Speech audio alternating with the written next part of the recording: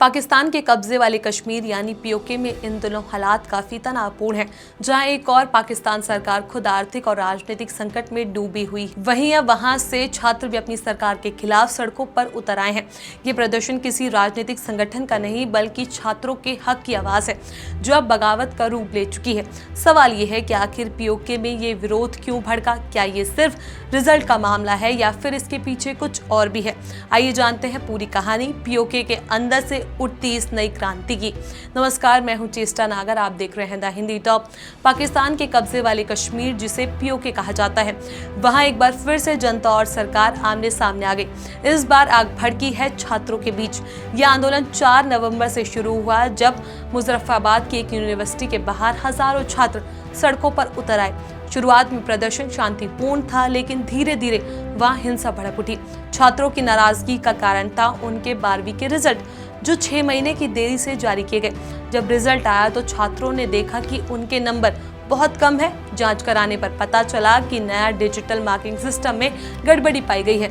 कई छात्रों के पेपर गलत तरीके से चेक किए गए, किसी को नंबर नहीं मिले और कुछ के पेपर ही गायब निकले।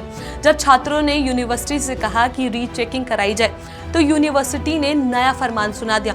अगर किसी को रीचेकिंग चाहिए तो हर सब्जेक्ट के 1500 रुपए देने होंगे। यानी अगर किसी छात्र के 5 सब्जेक्ट है तो उसे 7500 भरने होंगे।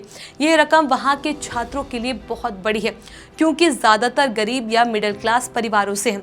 बस यहीं से छात्रों का सब्र टूट गया। उन्होंने कहा कि शिक्षा एक अधिकार है, व्यापार नहीं। इसके साथ ही छात्रों ने 7 बड़ी मांगे रखी।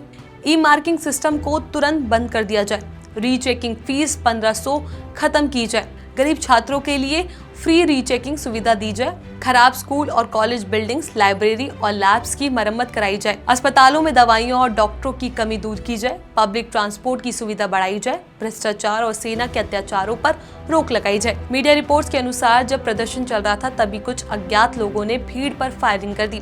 इस फायरिंग में एक छात्र घायल हुआ। इसका वीडियो सोशल मीडिया पर तेजी से वायरल हुआ, जिसमें देखा गया है कि एक व्यक्ति प्रदर्शनकारियों पर गोली चला रहा है। इसके बाद छात्रों का गुस्सा फूटा। उन्होंने टायर जलाए, सरकारी गाड़ियों में आग लगाई और पाकिस्तान सरकार के खिलाफ नारे लगाए। पीओके के छात्रों का कहना है कि उनकी आवाज दबाई गई है, उन्हें शिक्षा के नाम पर लूटा जा रहा है। कई छात्र कह रहे हैं कि सेमेस्टर फीस के नाम पर लाखों रुपए वसूले गए, जबकि सुविधा ना के बराबर है।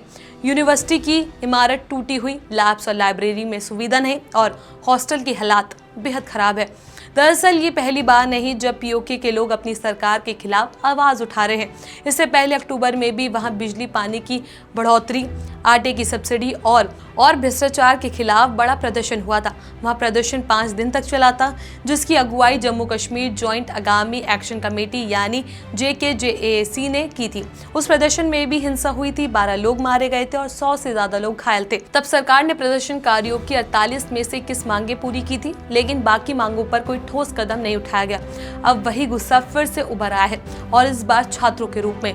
राजनीतिक जानकारों का कहना है कि पाकिस्तान सरकार के लिए स्थिति काफी मुश्किल भरी है।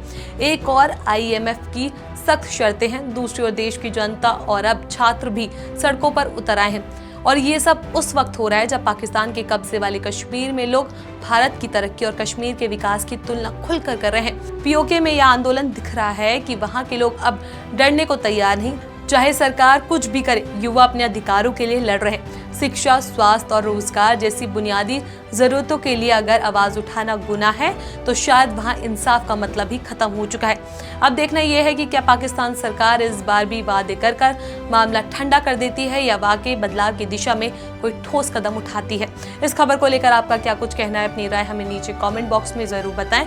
ऐसी और भी वीडियोस के लिए आप हमारे चैनल द हिंदी टॉप को सब्सक्राइब कर लें। इसके अलावा आप हमें X, Facebook और Instagram पर भी फॉलो कर सकते हैं।